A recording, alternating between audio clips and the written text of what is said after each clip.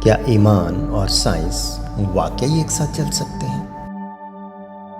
خواتین و حضرات، سچ کے متلاشی ساتھیوں، آج ہم ایک ایسے سوال کی طرف بڑھتے ہیں جو صدیوں سے روحانی خانقاہوں سے لے کر سائنسی لیبارٹریوں تک گونجتا رہا ہے۔ کیا ایمان اور سائنس واقعی ساتھ ساتھ چل سکتے ہیں کہ نہیں؟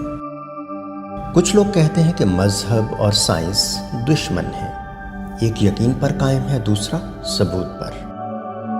لیکن کیا یہ محض ایک غلط فہمی ہے؟ کیا ہمیں روح اور خرد کے بیچ سے چناؤ کرنا پڑتا ہے؟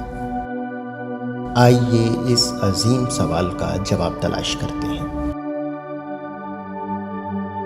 جب ایمان اور سائنس ایک دوسرے کی ضد بنتے ہیں تو دونوں کی بنیادوں میں فرق ہے۔ ایمان الہامی کتابوں، روحانی تجربات اور عقیدے پر مبنی ہوتا ہے۔ سائنس مشاہدات، تجربات اور ثبوت پر قائم ہوتی ہے۔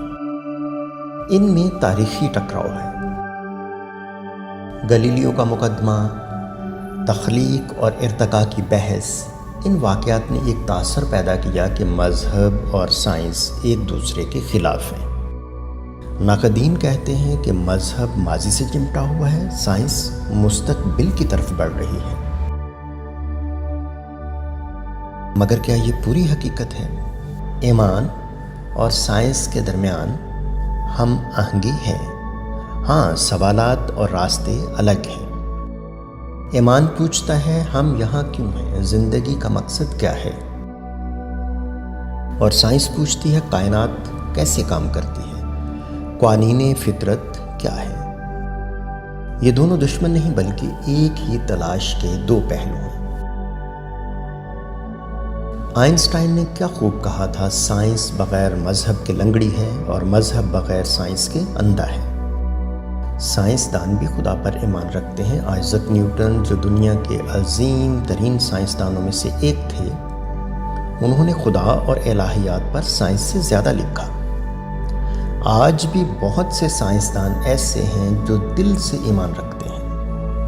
وہ کائنات کو اس لیے نہیں سمجھتے کہ خدا سے دور ہوں، بلکہ اس کی تخلیق کو جاننے کے لیے۔ بائبل اور سائنسی جستجو ہے کیا؟ بائبل ہمیں بار بار فطرت پر غور و فکر کرنے کی دعوت دیتی ہے۔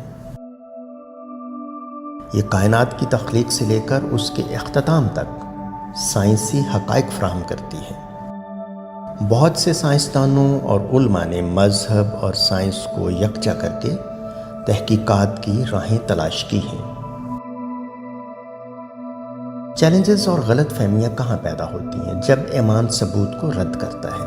اگر ایمان بغیر دلیل کے ہو اور سائنسی حقائق کو رد کرے، جیسے ویکسین، ارتقاء یا طب کی مخالفت، تو یہ نقصان دہ ہوتا ہے۔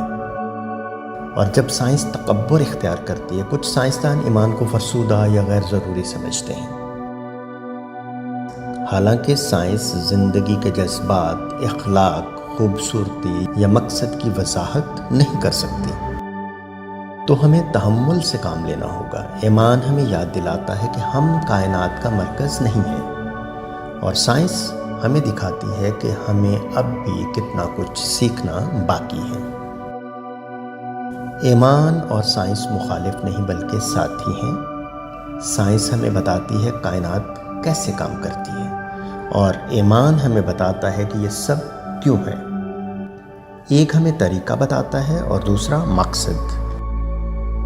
عقل اور روح، علم اور وجدان، یہ دونوں مل کر انسان کی مکمل تصویر بناتے ہیں۔ تو ہاں، ایمان اور سائنس نہ صرف ساتھ چل سکتے ہیں بلکہ انہیں ساتھ چلنا چاہیے، کیونکہ ایمان کے بغیر ہم اپنی انسانیت کھو دیتے ہیں، اور سائنس کے بغیر ہم خالق کی نشانیوں کو پوری طرح نہیں سمجھ سکتے۔